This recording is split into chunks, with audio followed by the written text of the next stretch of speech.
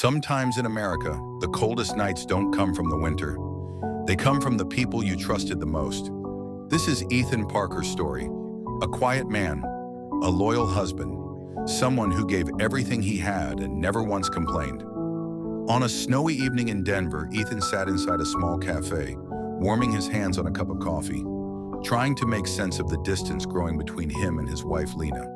And then, through the frosted window, he saw her, not alone, not sad, not lost.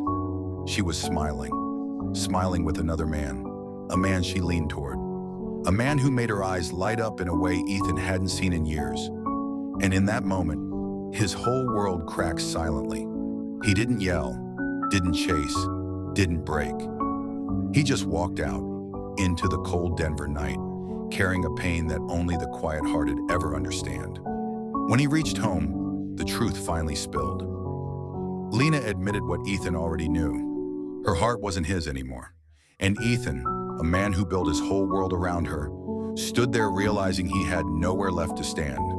So he packed a small bag, not out of anger, but out of survival. Sometimes walking away is the only way to protect whatever is left of you. He stepped out of that apartment, snow landing gently on his denim jacket, and for the first time, he wasn't afraid of the cold.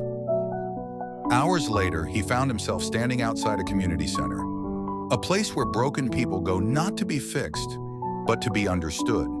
And for the first time in years, Ethan sat with strangers who didn't judge his silence, who didn't question his worth, who simply listened. In that warm room, something changed. He wasn't a betrayed man anymore. He wasn't someone's mistake or someone's second choice. He was Ethan, a man learning how to choose himself.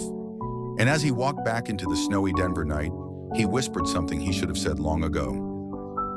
"I'm not who I was yesterday, and that's enough for now." This isn't a story about losing love. It's a story about finding yourself after love stops choosing you.